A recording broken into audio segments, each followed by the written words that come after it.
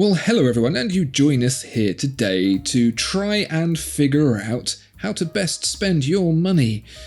Tom, do you remember the other day we were talking about watches and I threw under your nose a Jaeger-LeCoultre Reverso and you were like, whoa, when I told you that this thing was around £4,000. Yeah, that was a sneaky Reverso with a quartz movement, which I was unaware of.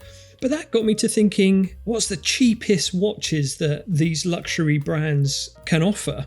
Especially in the light of something like the Omega Moonswatch, what's the cheapest thing we can pay to get that brand logo on our wrist? Exactly. But I do have a rule.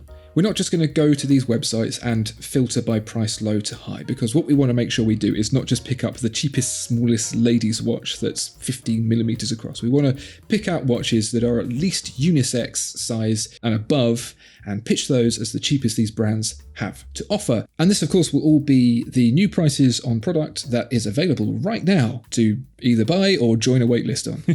Yeah. So we've started with that Jaeger-LeCoultre Reverso Quartz, £4,400. What have Rolex got that is the cheapest we might be considering? The cheapest thing that they do is their Rolex Oyster Perpetual 34 124200, and that's £4,550. Now, it might be a bit of an insult for me to tell you the price of their cheapest Rolex they do on their site, because you ain't gonna get that, son. But in any case, in a more readily available Rolex world, you would find yourself with a steel Oyster case with a silver, blue, black or pink dial, the caliber 2232 and 100 meters of water resistance. You don't get a quartz movement. Granted, this caliber 2232 only has a 55-hour power reserve, being smaller presumably, but it still has a silicon hairspring and a -2 to +2 seconds per day chronometer rating. When you think about Rolex these days, you think about Submariners that cost £8,000 and Yachtmasters that cost £15,000. To get that logo on a watch on your wrist for £4,500, that's not bad. Again, in an ideal world. Don't insult me, Andrew. Well, if you're going to get any watch out of a Rolex dealer, a smaller Oyster Perpetual is probably your best bet. You're probably only looking at 6 months to a year, which sounds like a jail sentence, doesn't it? Yeah, when you put it like that. So, Breitling, Tom, what are we getting from Breitling? So, from Breitling, you can get the Endurance Pro for £2,650. This is a lightweight watch for athletes and a casual everyday sports chronograph. And Breitling have actually invented a word to describe this, and it's the ultimate athleisure watch. I had a bout of athleisure, but the doctor gave me a cream and it went away. Athleisure, I mean, that sounds like the word you were grasping for to describe the Apple Watch Ultra. And I think this is sort of in that kind of arena, really. This is a 44mm, 100-meter water-resistant, robust watch for sporting and running around and all that sort of thing. It's got a bi-directional compass scale bezel and chronograph. It's made from ultralight Breitling, which is, if you've not heard of it, like I hadn't, a robust material, 3.3 times lighter than titanium and 5.8 times lighter than stainless steel. It is warm to the touch, warmer than metal, and has a slightly textured effect, accentuating the originality of the design. So I think it's Breitling's own bioceramic. Yeah. And you can get this watch with a set of colourful straps and dials. Yeah, it is a quartz, it's a super quartz, COSC certified, no less, the caliber 82. But it's a cool watch, and it looks fun, and it looks like a Breitling. And it's not bad for £2,650. Sure, it's not puny. You don't want a Breitling that's puny, do you? You want, if anything, you want it to be too big. You want it to be in command of you rather than the other way round. Yeah. And it's a very attractive looking thing, especially with these green accents. As you quite rightly said, the ultimate athleisure watch. Do you think it's worth spending that £2,650 on compared to what else you could get for that Breitling name? Well, as we go on, we might find that that's pretty good for the money, really, to get the Breitling name. I quite like it. Well, let's continue on then. Let's see what Omega has to offer at the cheaper end of the scale. So Omega, Swatch watches aside, the DeVille Prestige coaxial chronometer for £3,000. This is a 39.5mm steel watch with a variety of different dials to choose from. There's a silvery linen textured opaline dial, a black dial, a silver dial, and a grey dial, and they're all very fetching and very nice. And the dials all feature a combination of Roman numerals and nubbins, a date window at 3, and inside is the Omega coaxial caliber 2500. Surprisingly good value. I didn't expect that at all. That's a really good find. I'd prefer it without the date, but a lot of people do like the date. £3,000. Coaxial escapement. Omega. Very nice. I think that's our best value we've seen so far. Let's move on to Tag Heuer. Known for their value, obviously. Yeah, sure. So we're talking about the Tag Heuer Formula 1 here, and this is £1,050. It's a men's sports watch with black dial in a brushed steel case and a motor racing inspired design that is, quote, sporty, urban and fearless. Good to know. 41mm case with a black PVD unidirectional turning bezel, screw down crown, super luminova indexes, and hour and minute hands. Rhodium plated red tip central hand make for optimal readability. 200 meters of water resistance, but the catch I suppose is the quartz caliber. No luxury automatic movement from Tag or anything. It's just a quartz, but I think it's pretty cool. It looks like a tag, and for £1,000 you can have a tag, and that's the bottom line. It's a very interesting thing, and it really highlights the weirdness of the Swiss watch game, that the Omega at £3,000 looks like fantastic value because of the name Omega and the coaxial escapement. But this at £1,000 has you wondering what you could get from Hamilton or Tissot that is mechanical for even less money, and potentially equal or better quality as well. So the proposition of a Tag Heuer for £1,000 feels like less value, even though it's a third of the price of the Omega. You see what I mean? It's interesting, isn't it? I mean, £2,000 more for an Omega. How much of the attention to detail and the finishing and stuff are you going to notice on the wrist? Because all I'm paying for, all I want to know is how much can I get that logo for at the lowest price. So to me, I find this quite appealing, mainly because I love the Tag Heuer logo. It is a cool logo, isn't it? Yeah, I think just to bring up the Moonswatch again, I think people clamoured for that because it said Omega and it was £300. I mean, put it in steel. Like Seiko can make a steel watch for £300. Would anyone like Tag or Omega do that?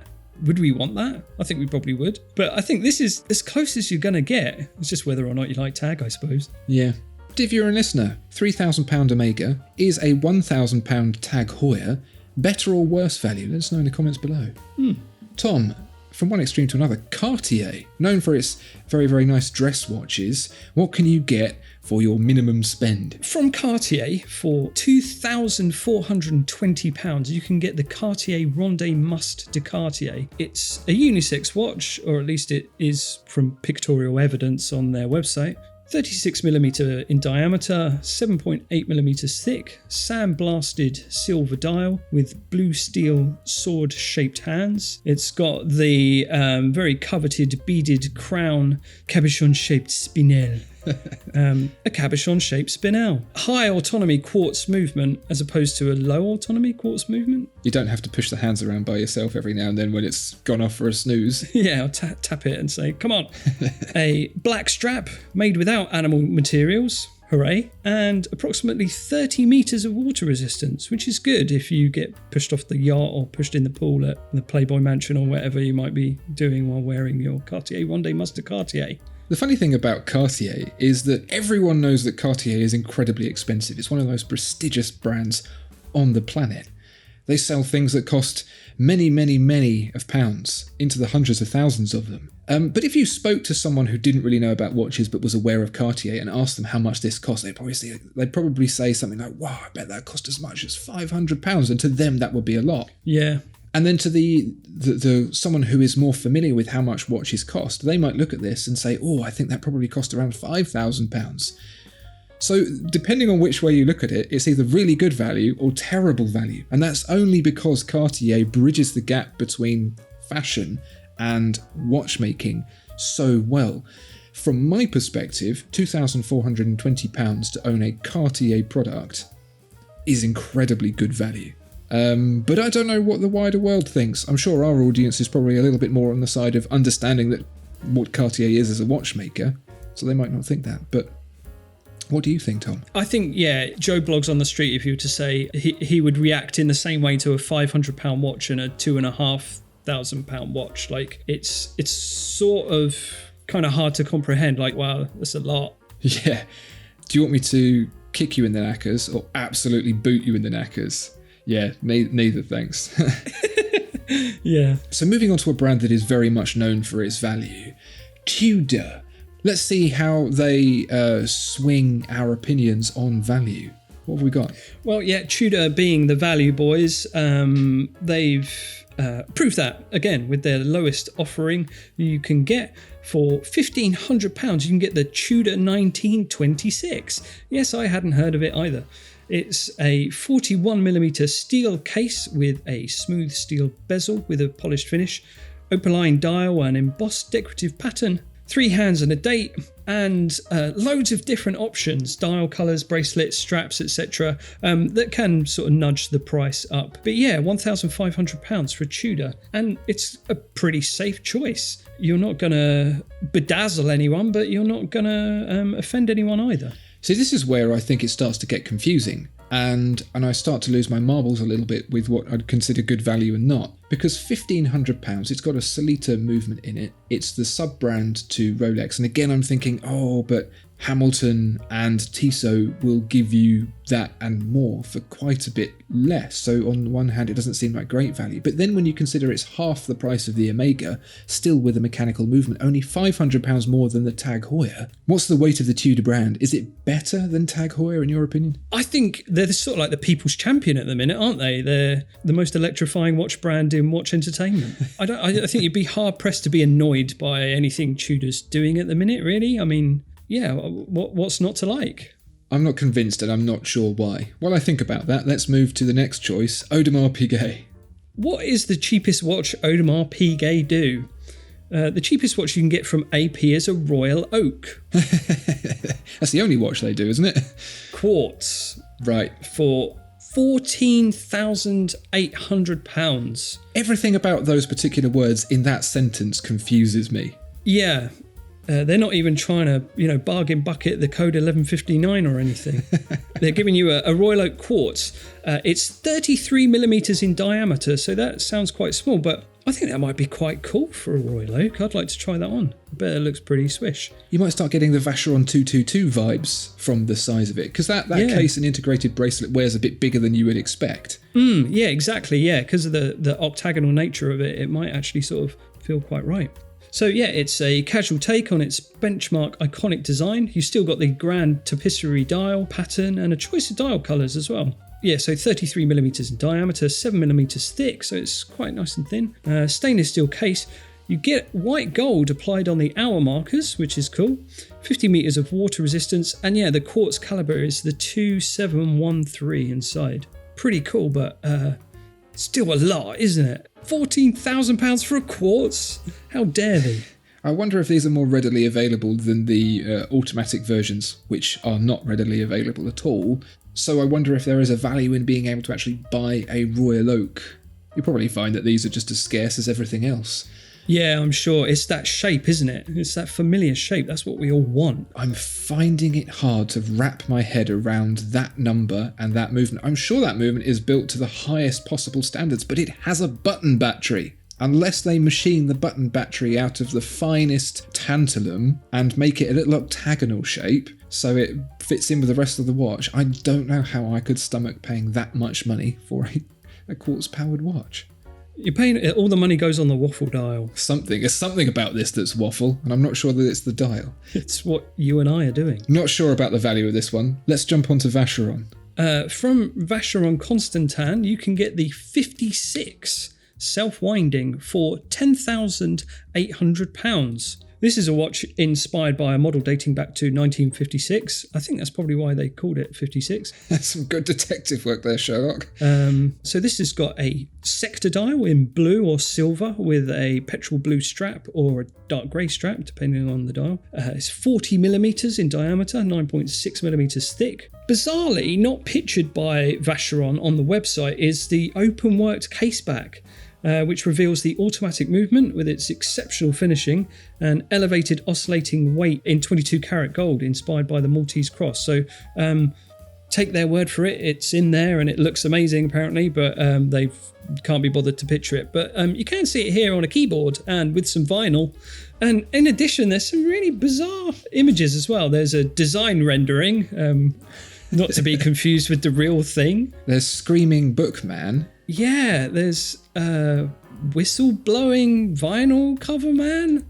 Well, don't let all of that put you off, because I think this, for value to brand name, is one of the best watches you can buy in the industry today. I think it's massively overlooked. Okay, right, they get that movement in from someone else, but they finish it to Vacheron standards. Like, Vacheron watchmakers have spent time and effort doing all the little bevels and the brushing and the polishing. They save money by not sending it out to get the Geneva seal. It's a mechanical watch. It is a Vacheron Constantine. It is beautiful. It is exceptionally well finished. For less than a quartz Royal Oak that's 33mm. Yeah. You're only a few £1,000 less and you're in Submariner territory, like Vacheron, Rolex, Vacheron. Yeah. It's such an easy decision, at least to me. Yeah, I agree. Yeah, I mean, it just kind of feels like if you're saving for the Omega Prestige, wait a little bit longer. Like, I don't know how long it would take you to muster up $3,000, but do that 2.5 more times and get this. Yeah, this is bonkers good value in my mind. Yeah, it looks so cool as well. It looks like a great watch. I really like it. Let's see what rebuttal Patek Philippe has for that Vacheron Constantine. I'm willing to bet it doesn't. What's the cheapest watch Patek Philippe has, please? Yeah, so the cheapest watch that I could find from that wasn't the Ladies 24, your friend of mine, the awkward remedial cousin of the Nautilus, the Aquanaut. We don't talk about the Aquanaut. So it's still got that rounded octagonal case inspired by the Nautilus, so that's something. Yep. And it's £18,580. Can I tell you a little secret, Tom? Yes. I prefer the Aquanaut to the Nautilus. Oh, cool. Why is that? I don't know. My eyes appreciate it more. I listened to my eyes and they said, I like this more. So I went along with it. To be honest, I don't really kind of think about them too much because when you go on their website and filter price low to high and the first result you get is £18,000, I kind of just nope out of there because it's not for me. And rightly so, I don't deserve one. So, launched in 1997, case diameter 40.8mm and a thickness of 8.1mm, stainless steel, screwed round crown, sapphire crystal caseback, water resistant to 120 meters. That's pretty cool. So you can have a dunk with the tropical rubber composite black strap. The self-winding mechanical movement inside is the caliber 26330 SC, and it's got a date and a sweep seconds. So yeah, it's a cool watch from Patek, but the cheapest one they do is £18,000, which is not that cheap really. I think what we're saying here is that there is no consideration towards value for Patek Philippe, and that is probably by design. They don't want any of the paws entering their shop and touching their merchandise. Yeah, sure. It is the price equivalent of the you need to be this tall to go on the ride. Tom, of all of these 10 different watchmakers we've looked at today, which would you say, not necessarily the cheapest watch, but which would you say presents the best value out of all of them? I'm really pleased with the Tudor. I think it's actually a smart watch. It doesn't look like the Constellation cheap version. It looks like a cool watch. It's pretty straightforward and clean. Like you could, that would be a great everyday wear. And Tudor, you often hear in the same breath as Rolex, obviously because they're sister companies, but often because they're comparable sometimes. Some of their pieces get up there and do a lot of the same things that Rolex does. So for £1,500 to get one of those is just really cool, really cool. That's a no-brainer. For me, I don't think there'll be any surprises that the Vacheron took it by a country mile. Yeah, there are watches that are cheaper. I'm still undecided on the Tudor. I can't figure out why. But everything inside me says that Vacheron is too cheap for what it is. I feel like they could slap another £5,000 on it and still sell it. Yeah. Well, there you have it, dear viewer and listener. Tell us what you think is the best value out of these cheapest watches that these brands sell. And perhaps you have another option that you've seen from a brand that we didn't list here today. Do let us know down in the comments below. In the meantime, like, comment, subscribe, and we'll see you next time. Goodbye. Bye-bye.